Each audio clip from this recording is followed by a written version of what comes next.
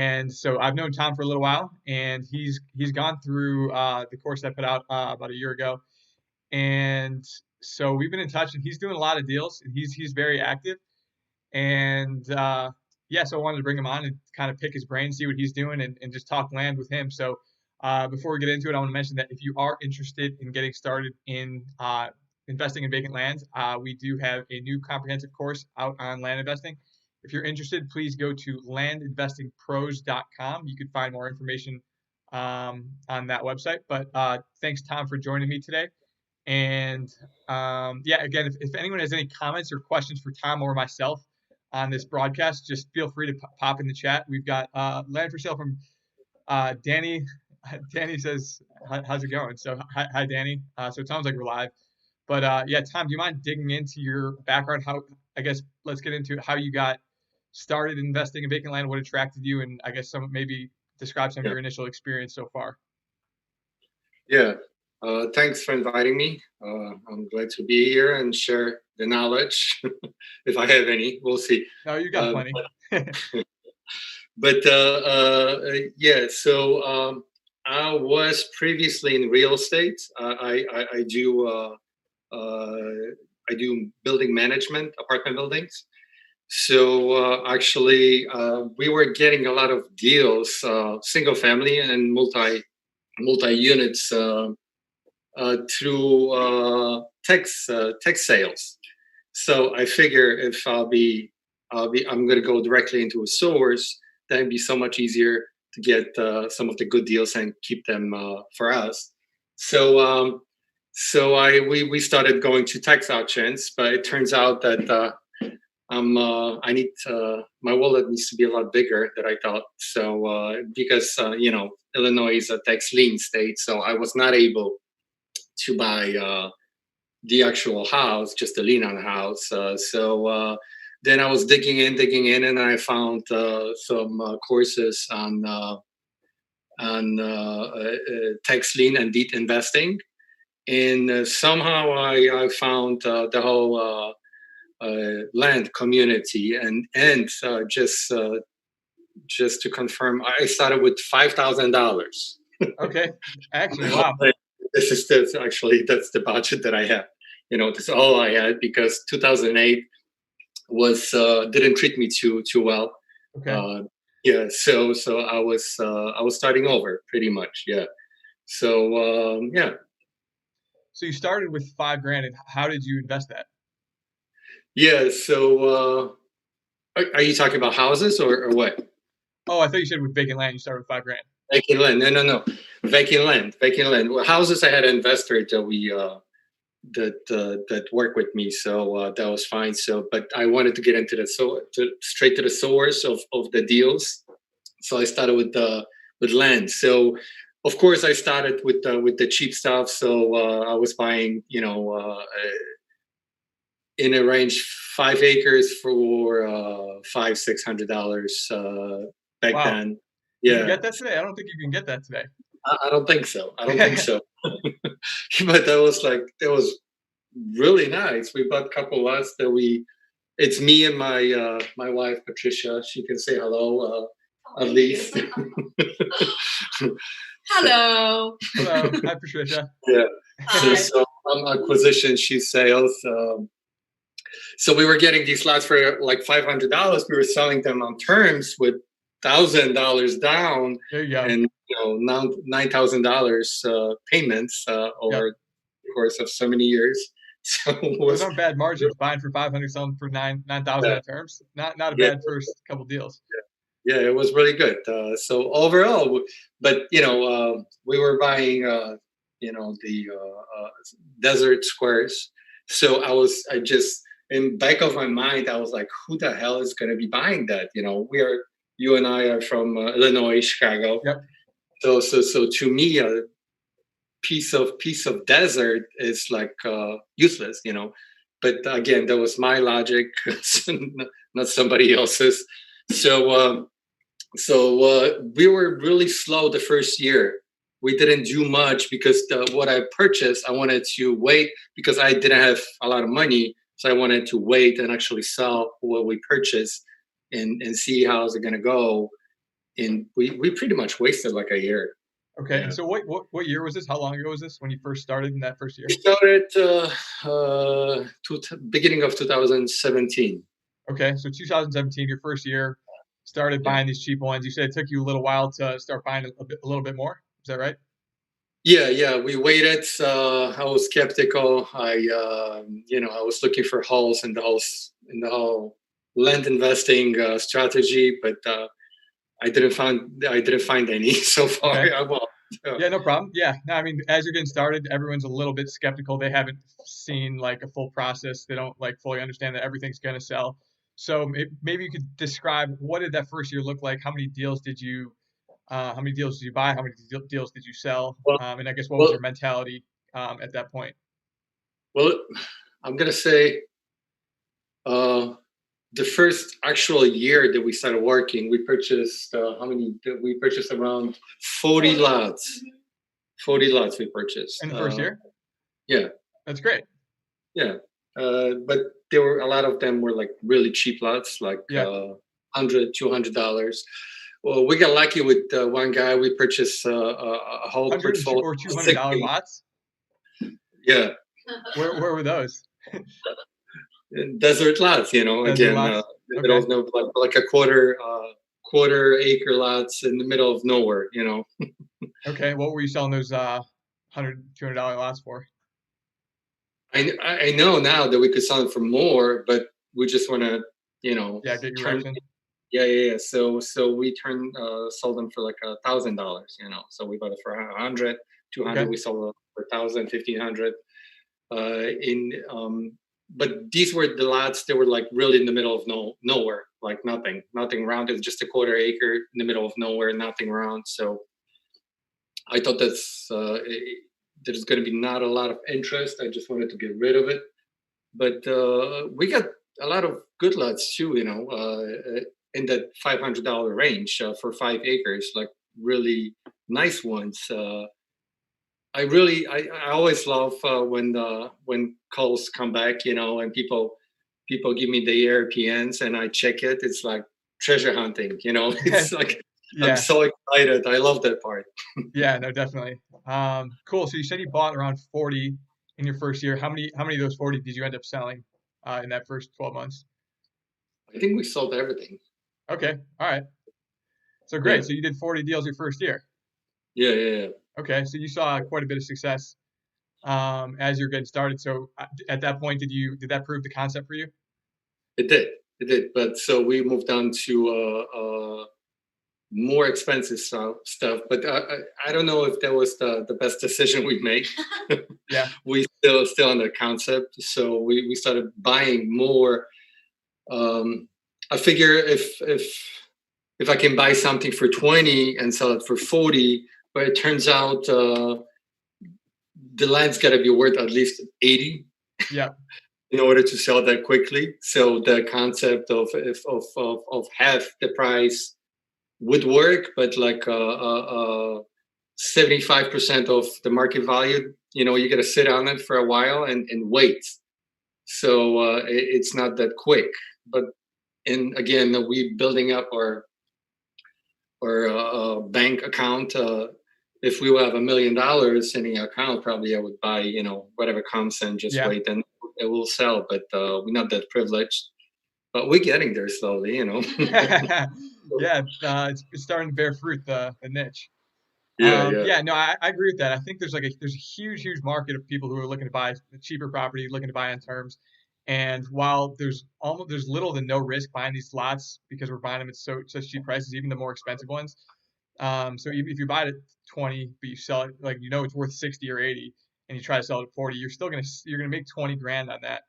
But you're gonna sit on it for a lot longer. yeah, From my perspective, I'd rather buy these lots at maybe around 5 grand, sell them for 25, make that same margin, but maybe sell it on terms and get my money back within a reasonable yeah, time frame and just do it again and again and again. So without using the same amount of capital, with using much less capital, you could sell on similar margin, and that's kind of what I'm yeah. learning. Yeah. But So I know you can. Well, you just got to send more mail. in order to acquire a really good lot and make $20,000-$40,000 on it. You just Yeah. figure you got to do like a 10,000 lot mailer in order to get that kind of lot and make that kind of money. So it's all right. I figure it's sending more mail. It's all right if you're gonna invest in 7,000 into a mail out and make 20-30,000. Still good. Yeah, definitely. So in your first year, you're buying these really cheap lots, desert squares, and then did you right after your first year, did you start jumping into buying more expensive lots, or what was that transition period? Yeah, we figure. Well, we were doing all paperwork ourselves, and Patricia was doing that, so she was complaining all the time. Yeah. So You gave her she the was. paperwork? What is it? I said What you is gave it? her the paperwork? Yeah. She was learning everything from Okay, that's scratch. good. I like that sign back there, by the way, Patricia Drive. Yeah. That's pretty nice. It's an actual street sign, so don't Okay, tell anybody. there you go. Yeah. So yeah. So she was complaining and pushing us towards. Well, I wanted to, I guess, advance to more expensive stuff. There was the natural progress that I thought should be. Uh, so we started buying more expensive stuff, and we started using title companies. Mhm. But it turns out using title companies, it's not really less work; it's just more paperwork. Yeah, Uh, so it's yeah. So maybe you don't have the risk of buying something with a lien on it or whatever, but there's more paperwork to fill out. So it's not that peachy on that side. Yeah. okay. All right. So I guess what did your second year in the business look like in terms of amount of deals bought and sold, if you don't mind sharing? We sold a lot less. We purchased a lot less Yeah. and sold those. So we've been selling everything that we buy. So I was gonna say, I don't know, we purchased maybe half, like around 20 lots. Hmm. We sold it more money wise. We made more money out of that. Okay. But we pretty much we didn't take out any money out of the business so far. Yeah. Whatever we sell, we keep buying more. Yeah. Keep So buying more lots. yeah. So we got money on paper only. Unfortunately, I Yep. I You and me both. yeah. I didn't use any of that. So well, yeah. So in the meantime, I still work. And I do flips here and there on houses. So actually, we have a closing today as we speak. Let's whistle. It's Okay. sold. Yeah. So So I guess what is your I guess I kind of want to dig into the difference between land and houses, but I guess what does your business look like today, and what's kind of your strategy right now? Is it still the bigger, more expensive lots, or closer yeah. towards the your So strategy I in the first year? figure yeah. So I figure I'm gonna be shooting for the. I'm gonna my plan. We were sending between 3 to 4,000 mailers a month, maybe more. Depends between 3 to 5,000 a month, and we were targeting the more expensive stuff lately. But I figure I was sending a mailer like every 2 weeks. So let's say around 2,000 every 2 weeks. Yep. So I think I'm going to send one mailer for the more expensive stuff, one mailer Okay. for the cheaper stuff. Yeah. No, I That's think it's good to have a good mix. uh, yeah, Have a diverse like inventory on your site. And yeah, yeah, and so I guess in terms of how you sell these properties, I guess what avenues have you found some success in terms yeah. of marketing? LandWatch, Zillow, Craigslist, Facebook, your website, buyers list. I guess what's really worked for you? Yeah, so the cheaper stuff we were really selling well on Craigslist, but the more expensive stuff, no leads much Yeah, on Craigslist. is But Craigslist still working for you on the cheaper stuff? I'm just curious. on the cheaper stuff, yes, yeah, it does. Hmm. Yeah, it works. Zillow works great. Hmm. Excuse me, Both we love expensive and cheap. Zillow. Yeah, we love Zillow. Zillow works well. And Facebook Marketplace. We started doing that lead generation, lead pages, and auto responders, and text messaging within the last couple months. That works really, really well. We have a VA that does that, so it's working really well. Yeah, Okay. I don't Cool. think we will be the more expensive lots. If we wouldn't be doing Facebook marketing, we'll be sitting on them for a long time. Yeah. Yeah. Yeah, that makes sense. And so I guess good takeaway here is that I mean, all those sites that you just mentioned were free sites, so you don't necessarily need to pay for any paid sites to Yeah. get your property sold. And I think maybe those are maybe the three best sites for you to sell property, or do you post anywhere else, or are those your three top sellers? Uh, no, well, of course, we have the land account. We are all over, Land Watch, Land and Farm, all over, So we do have an account there that we post in the. We do get leads from there, but again, Facebook marketplace works the best on Zillow for us so far. Okay, Facebook Marketplace and Zillow. Okay. Yeah.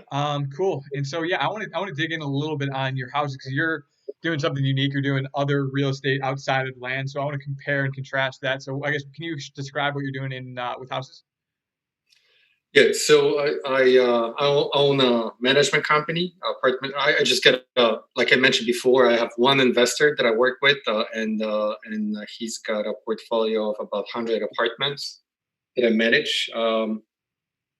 And in the meantime, I bought I got one rental, and actually we acquire two more rentals, but I thought the recession is near, and I decided to sell. So we sold one three flat about a month. Well, no, I'm pushing maybe around 3 months ago Okay. that we just rehabbed, and today I have a closing on another single family house that we were gonna rent, but we decided to sell because I thought that recession is near, and I was right on the money. Yeah. Yeah, you were.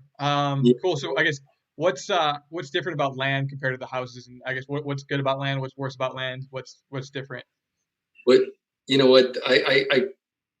I keep saying that I'm going to stop with the houses because lately the prices were so high that it was hard to get a good deal. And of course, with land, you can get a good deal pretty much every day of the week. Yeah.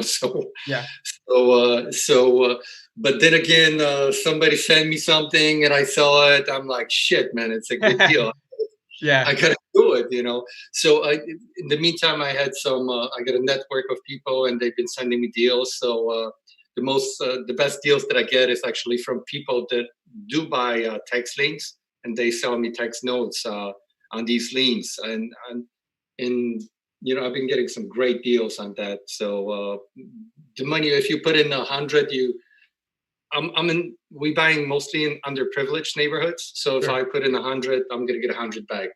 That's how it works, pretty much. So what do you mean by that? You put in 100, you invest 100 into a property, and then you get 100 back in terms of. Yeah, Uh, yeah, we sell it for about a 200 a house. okay, so Yeah. you're just buying and then selling, or you're buying, renting, making any Well, improvements? before we were renting, but we sold everything pretty Yeah. much that we had. I just got a one two flat at the moment here that we kept. We bought it back in like 2010 or something. Okay. We that for really cheaply, so it's just cash flowing well. So we kept it. We do rent mostly to Section 8. So Got it. Okay, yeah. and so how much improvement are you making in repair wise when you're buying it for 100 and selling it for 200? Well, we do a total rehab pretty much. Total rehab? So no, if we have all in 100, so Oh, probably all we in 100. Okay, I got you. all All in right, so 100. those are pretty good margins, I'd say, definitely. Yeah, it's pretty good. Yeah. I just Unfortunately, imagine it's a bit more work. yeah, it's a bit more work, but you can't be getting these deals constantly. It's just once in a while something pops up. Maybe with the research, because before in 2009, 10, there were, like I mentioned before, there were a bunch of deals all over, Yeah, like properties that you can buy for under 10,000, maybe put 5,000 in, maybe 10 sometimes, yeah, maybe sometimes nothing. So and rent it out for like 1,000, 1,500 a month to CHA tenants. So that was really, really profitable margins back yeah. then. So Definitely. maybe it'll come back. People started sending me deals already in that price range, like around 15,000 per house, but it's a GAD rehab, so it's going to be close to 50. So Okay. it's not that great after everything. So it looks like we got a question from YouTube. When you're buying cheap property, how do you close it in a house? What is the process? So I'm assuming you're just closing through title, going through a title Yeah, company. yeah. We well, if you buy, do we actually know? So if I buy tax notes, actually I just purchase outright, through a attorney. We don't really use a title company. Okay. So Yeah, just through an attorney. Yeah, it's a yeah, little bit different process. A lot of the times for land, I'm assuming you're self closing, not going through title, not going through attorney. So it's a little bit more a different an added step going through the attorney and going through that process. But cool, yeah, I want to dig in because obviously we're in a recession right now, where we will be, and you've gone through it in 2008. So do you mind describing, I guess, what happened to you in 2008 and your experience going through that, buying houses, buying discounted property, and what kind of yeah. opportunity you found at that point? Yeah. So again, the prior recession didn't treat me well, so I didn't have. Well, it's a long story, but I got Yeah. divorced, the recession hit, and so on. But anyway, so I was broke. So I had an investor that was. Did you have a job at that point, or I I assume? didn't have that. No. Okay. Oh yeah, I was doing stock trading prior to that. Okay. So you've always For been entrepreneurial. Yeah, always. So I was doing that for 7 years. Pretty much lost everything I had. So That's good. yeah, so I started from nothing, Okay. from nothing. So real estate been treating me really well. I love it, and I do have a tendency that I jump from thing to thing. If shiny object syndrome. But I'm sticking to real estate now. I'm not gonna do anything else. But anyway, so 2008. Um, you asking how was it? Yeah, so just I guess what did you go through?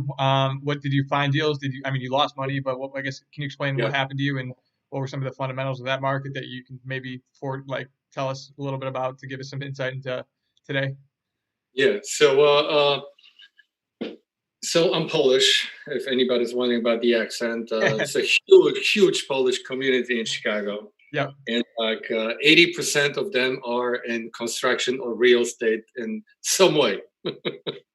So there was a lot of network, and a lot of people were calling, and they were giving out deals.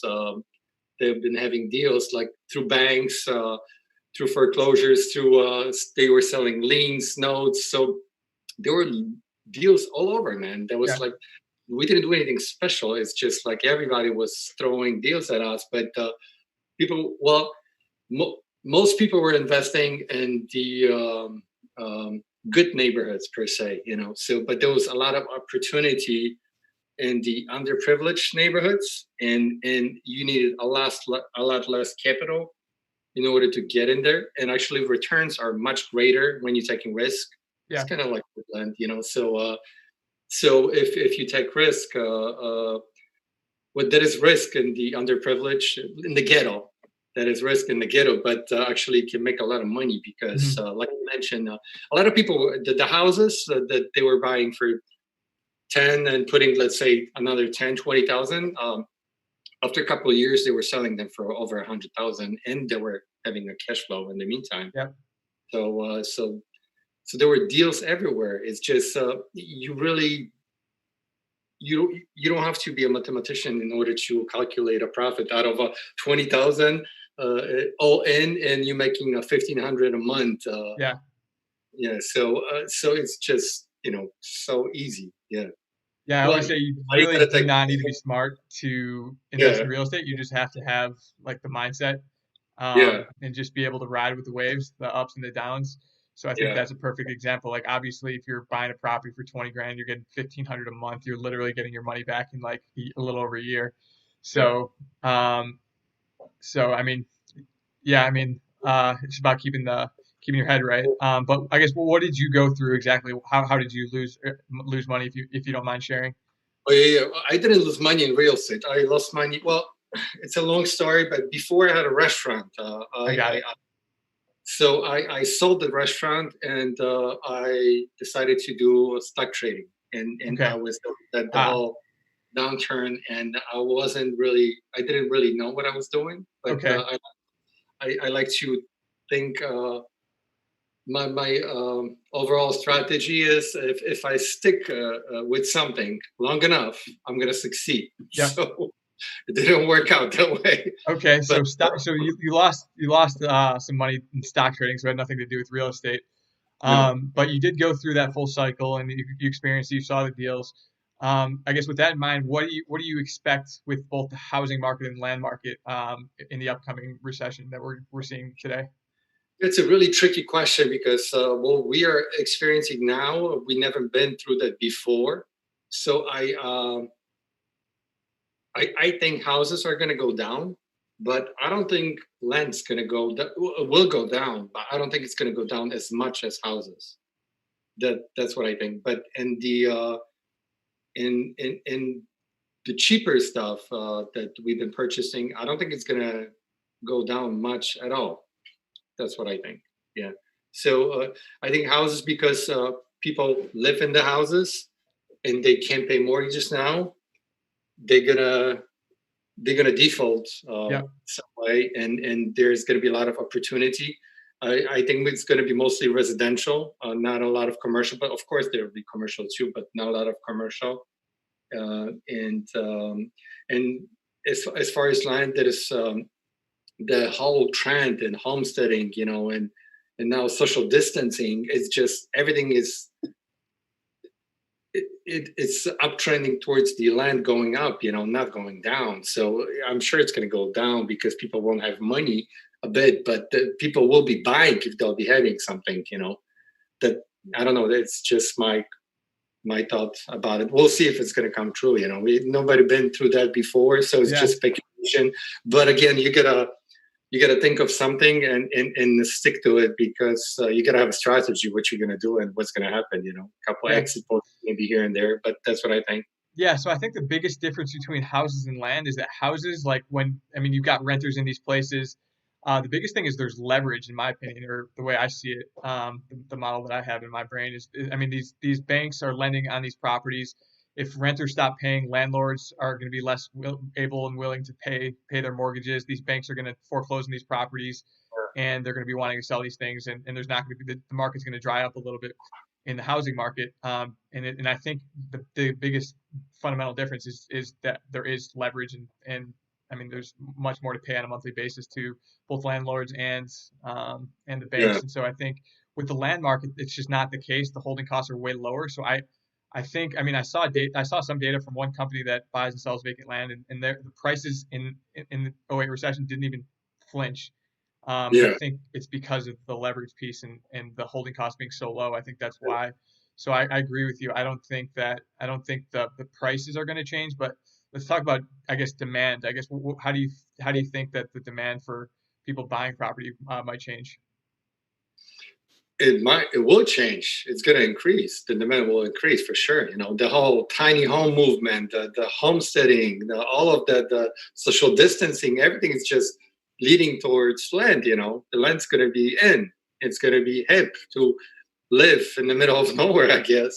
Yeah, I just see the everything going up Okay, from. yeah. So you don't think it's going to the demand for land is going to decrease at all? No, You no, no. actually think it's It going to will go increase? down, but it's just going to be Oh, quick, and it's not going to be just as I excessive gotcha. like houses. But it will jump up really quickly. I think it's not gonna. It's not gonna influence land much. Yeah. So from our perspective, our business, like we're not seeing any decrease in the lead volume. We're not seeing any decrease in the amount of sales.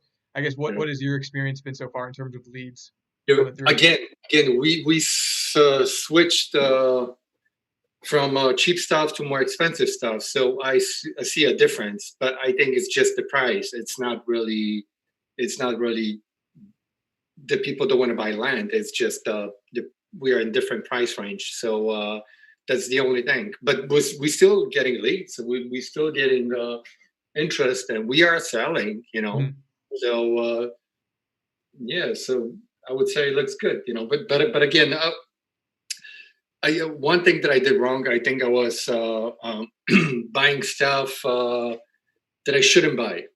Yeah. Now I wouldn't, So I was thinking in terms of the cheap stuff that I had experience in. So I think if I bought something for 2, it's gonna sell for 4. Will sell quick. If I buy something for 20, 40 will sell, but it's not the same. You gotta Yeah. buy something much cheaper, I would say, or in the area that's really that people want to live in, and there's a lot of sales, quick sales. But no, I pretty much stick to the same neighborhood with Mhm. where the cheap stuff is, and I just started buying more expensive stuff, which was a mistake, I would say.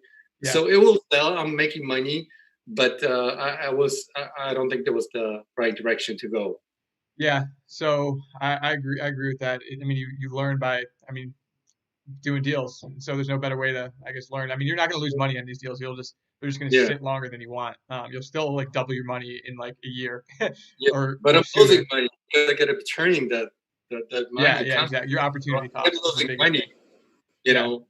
Yeah, but I will stick to, like I mentioned, I'm going to be sending on the cheap stuff and on the more expensive stuff mailers for both. But I'll be picking for more expensive. I'll be picking areas where actually there is demand, huge demand. Yeah. So No, I definitely agree with that. yeah, Um, cool. So United Parcel asks about the length of terms from YouTube. The length of terms. Did you sell on terms at all? yeah. We sell on terms, but we like to get most of our money on the down payments. Okay. So that might be the reason that we're not selling that quickly too. But like I mentioned before, we have no defaults whatsoever. There you go. Yeah. I mean, if Everybody's what paying. percent down are you usually getting? Like 10, 15, Uh, 20? no, I'm trying to get 100% Oh, no, I mean like of the sale price. of the sale price. So if so, I'm trying to get 50%. Okay. Did you Yeah, say 15 or 50? 50, 50. Okay, there you go. But So, we and then don't how always. long are your notes? I love the long nose. I know you don't do that, No, I but mean, just we do long notes now. Um, yeah, I love the fact that I'm going to be getting paid for like 10, 12 years, 15 years. I just love I the mean, if you fact. get your money back on the down payment, doesn't Yeah, matter. It's great. yeah. So I just love it, for that long. Yeah, the only reason I don't like long notes is because we sell with like a few $100s down, a few $100s a month, Yeah, and if we do longer notes, then it usually takes us a longer time to get our money back. But if we can get our money back in 8, 10, 12 months, like I'll yeah, have the note for 30 years. I yeah, don't care. yeah, Um, so I think it's good perspective. I mean, especially if you're getting a lot of your money out on the down, yeah, then I mean, yeah, you can hold the note for as long as you want. yeah. So we try to sell for cash, but if we sell in terms, I like to get the terms that I want. It Yep. doesn't work that way always, but yeah, but that's what we shooting for. Yeah. Well, you control the deal, so you make the Yeah. term. So that's But I good. sit on it, and then and you keep selling every day. Yeah. Yeah. Yeah. So we got another question from YouTube. How do you manage those calls if you're sending a lot of mailing? So I guess how do you, what's your system for managing calls? We use Pet Life, and we use Jira. Use what? Uh, Jira, like Monday, but Oh, it's for software developers. okay. Yeah, You're a little yeah. bit techie. Not really, not at all. It What's it took me a called? while. I've never heard of it. Jira, G something? Jira, Gira. GIRA. Never heard of it, but It's more advanced stuff. So it's maybe too advanced for me, but it was recommended by Luke Smith. okay. Yeah, All right, that's good. Yeah, so I think yeah, Cat Live is definitely a good thing. They take all the calls. So yeah, I mean, if you're trying to scale, I think that they're really really good. I would highly recommend them. yeah, And then we personally use Monday.com to manage our CRM on the buy side. So there's a yeah. bunch of different CRMs you could use. With Jira, the nice thing is actually, I don't know about Monday.com, but actually you can upload all your mailers. You just put in the reference number, and the Okay, whole thing pops up. that's good. That makes it easy.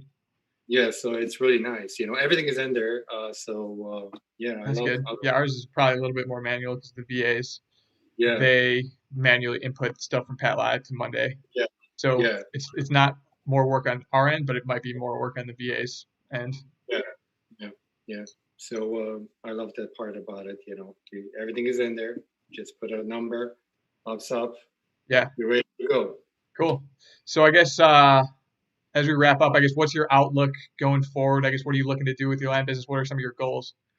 Um, I slowed down on the mailers a bit because I want to feel safe as far as my money, where my money is. I want to have the money in the account, most of it, and then actually we're getting ready to send mailers. So I'm going to be selling mailing a lot of mailers now. So I'm hoping to crank up the mailers to maybe, I don't know, 6, 7 a month, 7,000 a month.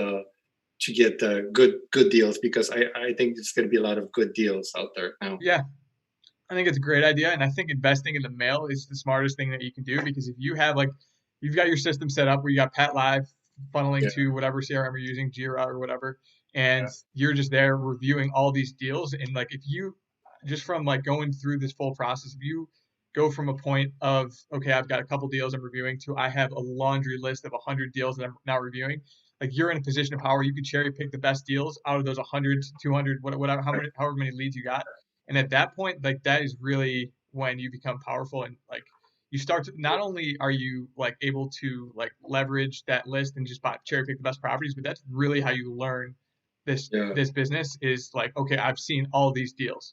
Like I've gone yeah, through this and it's all about repetition and learning about um all the markets and all the deals that are in those markets and that's how you become a much better investor.